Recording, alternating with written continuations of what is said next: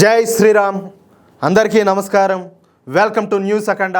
నేను మీ కస్తూరి శ్రీధర్. మిత్రులారా, మధ్యప్రదేశ్ రాజధాని అయినటువంటి భోపాల్లో ఉన్న బర్కతుల్లా యూనివర్సిటీ పేరును మార్చాలని చెప్పేసి ఇప్పుడు దేశవ్యాప్తంగా పెద్ద చర్చ జరుగుతుంది. ఈ 55 ఏళ్ల నాటి సంస్థ పేరును వాగ్దేవి భోజ్పాల్ యూనివర్సిటీగా మార్చాలని చెప్పేసి యూనివర్సిటీ వాళ్ళు అందరూ కలిసి నిర్ణయం అయితే తీసుకున్నారు. దీనికోసం గవర్నర్ అయినటువంటి మంగుబాయ్ పటేల్ గారి ఆమోదం కోరుతూ ప్రతిపాదనలు కూడా పంపించినారు. 1970లో భోపాల్ యూనివర్సిటీగా మొదలైనటువంటి ఈ సంస్థను 1988లో అప్పటి కాంగ్రెస్ ప్రభుత్వం స్థానిక విప్లవాత్మక స్వాతంత్ర సమరయోధుడు అని చెప్పేసి ఈ కాంగ్రెస్ పార్టీ చెబుతున్న మౌలానా బర్కతుల్లా జ్ఞాపకార్థం బర్కతుల్లా విశ్వవిద్యాలయంగా ఈ పేరునైతే మార్చినారు. చూడండి, 1970లో మొదటగా దీన్ని భోపాల్ యూనివర్సిటీ అనేటటువంటి సాధారణ పేరుతోనే ప్రారంభించినారు. అయితే దాదాపు 18 సంవత్సరాల తర్వాత అంటే 1988లో అప్పటి కాంగ్రెస్ ప్రభుత్వం ఈ యూనివర్సిటీ పేరును బర్కతుల్లా యూనివర్సిటీగా మార్చేసింది. చూసారా,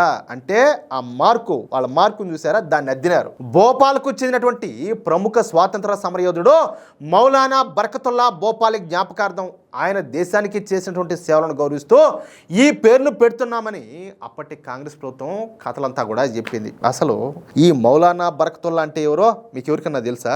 నాకైతే తెలియదు బా. ఎప్పుడు నేనైతే ఈ పేరు వినే పాపాను కూడా బాలా. నేను విన్నాం, ఇదే ఫస్ట్ టైం ఈ పేరు అయితే. మీరు కనుక గతంలో ఎప్పుడైనా వినుంటే నాకు ఒకసారి కామెంట్ చేయండి. కానీ అప్పటి కాంగ్రెస్ ప్రభుత్వం మాత్రం ఈ మౌలానా బర్కతుల్లా భోపాలిను ఏకంగా ఓయమ్మ ఓరినైనా గొప్ప స్వాతంత్ర సమరయోధుడిని చెప్పేసి కీర్తిస్తూ భోపాల్ యూనివర్సిటీకి అతని పేరునైతే పెట్టింది. అందుకే ఇప్పుడున్నటువంటి మధ్యప్రదేశ్ బీజేపీ ప్రభుత్వం అలాగే యూనివర్సిటీ ఎగ్జిక్యూటివ్ కౌన్సిల్ ఈ 55 ఏళ్ల నాటి సంస్థ పేరును వాగ్దేవి భోజ్పాల్ విశ్వవిద్యాలయంగా మార్చాలని చెప్పేసి ఏకగ్రీవంగా తీర్మానించి తుది ఆమోదం కోసం గవర్నర్ అయినటువంటి మంగుబాయ్ పటేల్కు ప్రతిపాదనలు అయితే పంపించారు. ఈ కొత్త పేరులో ఉన్నటువంటి వాగ్దేవి అంటే విద్యాదేవత అయినటువంటి సరస్వతి అని చెప్పేసి అర్థం. భోజ్పాల్ అంటే భోపాల్కు ఉన్నటువంటి పాత పేరు అని చెప్పేసి అందరూ కూడా నమ్ముతారు. ఇది 11వ శతాబ్దంలో ఈ ప్రాంతాన్ని పరిపాలించినటువంటి గొప్ప రాజు అయినటువంటి రాజా భోజ్ పేరు మీద అయితే వచ్చింది. ఈ రాజా భోజ్ గారు సాహిత్యం, విజ్ఞానం, అలాగే శిల్పకళ, అలాగే విద్య కోసం ఎంతగానో కృషి చేశారని వాళ్ళను గౌరవించడానికే ఈ పేరును పెడుతున్నామని యూనివర్సిటీ రిజిస్ట్రార్ అయితే చెప్పినారు. యూనివర్సిటీ వాళ్ళ లెక్కల ప్రకారం బర్కతుల్లా భోపాల్లోనే పుట్టినప్పటికీ రాజా భోజ్ గారు ఈ ప్రాంతం కోసం చేసినంత సేవ ఆయన అయితే చేయలా. ఎవరో ఈ బర్కతుల్లా. పైగా ఈ బర్కతుల్లా తన జీవితంలో ఎక్కువ కాలం విదేశాల్లోనే ఉన్నాయంట. ఎందుకో మరి కాంగ్రెస్ పార్టీ వాళ్ళకు ఎక్కువ విదేశాల్లో ఉంటారు కదా, వాళ్ళంటేనే ఎక్కువ మోజు ప్రేమ. ఎందుకో మరి అది నాకైతే అర్థం కాదు. కాబట్టి ఇక్కడ స్థానిక వారసత్వంతో ఆయనకు పెద్దగా సంబంధం లేదని యూనివర్సిటీ కమిటీ అయితే అభిప్రాయపడింది. కానీ భోపాల్ ప్రాంతాన్ని పాలించేటువంటి 11వ శతాబ్దపు రాజా భోజ్ గారు ఇక్కడి సంస్కృతికి, విద్యకు, శిల్పకళకు ఎనలేని సేవ చేశారు కాబట్టి ఆయన పేరే ఇక్కడ ఉండాలని చెప్పేసి యూనివర్సిటీ కౌన్సిల్ అయితే వాదిస్తుంది. ఈ మధ్యనే ధార్ జిల్లాలోని వివాదాస్పద భోజశాల ప్రాంగణాన్ని హైకోర్టు సరస్వతి ఆలయంగా అంటే వాగ్దేవి ఆలయంగా గుర్తించినటువంటి నేపథ్యంలో ఇప్పుడు ఈ వాగ్దేవి అనే పేరుకు మరింత ప్రాముఖ్యత అయితే పెరిగింది. ఈ బర్కతుల్లా యూనివర్సిటీ పేరును వాగ్దేవి భోజ్పాల్ యూనివర్సిటీగా మార్చాలనే ఆలోచనకు ఇటీవల కోర్టు భోజశాల గురించి ఇచ్చేటువంటి తీర్పుకు చాలా దగ్గర సంబంధమే ఉండాలి. 11వ శతాబ్దంలో పరమార వంశానికి చెందినటువంటి ప్రముఖ రాజు రాజా భోజ్ గారు ఈ ధార్ జిల్లాను రాజధానిగా చేసుకుని పరిపాలన అయితే చేశారు. ఆయన అక్కడ సంస్కృతం చదువుకోవడానికి ఒక పెద్ద విద్యాపీఠాన్ని కూడా కట్టించి దాన్ని విద్యాదేవత అయినటువంటి సరస్వతికి అంటే వాగ్దేవి మాతకు అంకితం చేశారు. అందుకే ఆ స్థలానికి భోజశాల అని చెప్పేసి పేరు అయితే వచ్చింది. ఇటీవలే Madhya Pradesh high court Indore bench archaeological survey of India నివేదిక ఆధారంగా ఈ భోజశాల ప్రాంగణం ఒక హిందూ దేవాలయమేనని చెప్పేసి చారిత్రక తీర్పునైతే ఇచ్చింది. దాని గురించి మనం కూడా గతంలో మాట్లాడుకున్నాం. ఈ భోజశాల తీర్పు ద్వారా వాగ్దేవి అనేటటువంటి పేరు దేశవ్యాప్తంగా ఇప్పుడు చర్చల్లోకైతే వచ్చింది. దీన్ని చూసే ఇప్పుడు యూనివర్సిటీ వాళ్ళు కూడా తమ కొత్త పేరులో వాగ్దేవి అనేటటువంటి పదాన్ని కూడా చేర్చారు.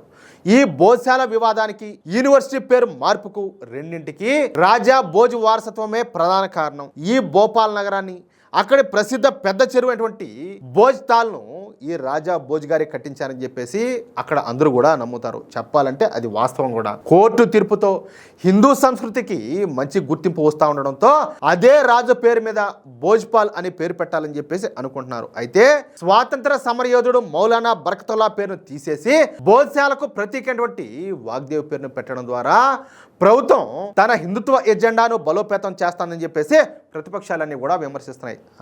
కాదు మరి మీరు పేరు మార్చిపారు దొబ్బినప్పుడులా మీరు చేస్తేనేమో అది వ్యాపారమో, ఇంకొకరు చేస్తేనేమో అది వ్యభిచారమా? ఎట్లున్నది మీరు చేసే పనులంతా కూడా? వాళ్ళు ఎన్ని విమర్శలు చేసినా ఎంత తిట్టినా ఆ యూనివర్సిటీ పేరు మాత్రం మారడం ఖాయంగా కనపడుతుంది. ఇదైతే వాస్తవం. ఏమంటారా మిత్రులారా? ఈ వీడియో పూర్తి చేసే ముందు మీకందరికి కూడా ఒక చిన్న మాట, నా ఆత్మ సాక్షిగా, నేను నమ్మేటటువంటి దైవం సాక్షిగా చెప్తున్నా. ఈ రోజు న్యూస్ అఖండా ఛానల్ ఈ స్థాయిలో ఉండాదంటే దానికి 100% కారణం అయితే మీరే.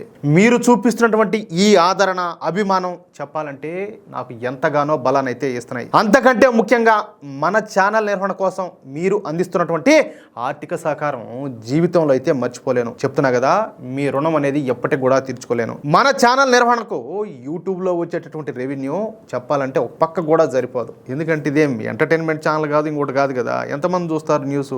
అందులోనూ జాతీయవాద న్యూస్ అంటే మీకు తెలిసిందే. ఇలాంటి కష్ట సమయంలో మీరే మాకు కొండంత అండగా నిలబడుతున్నారు.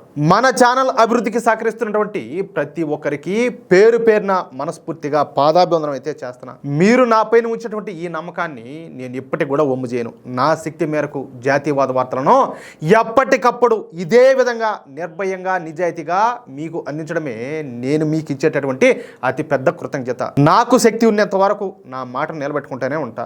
మన ప్రయాణం అనేది ఇట్లాగే కొనసాగుతూ ఉంటుంది. జై శ్రీరామ్, జై హింద్, భారత్ మాతాకి జై.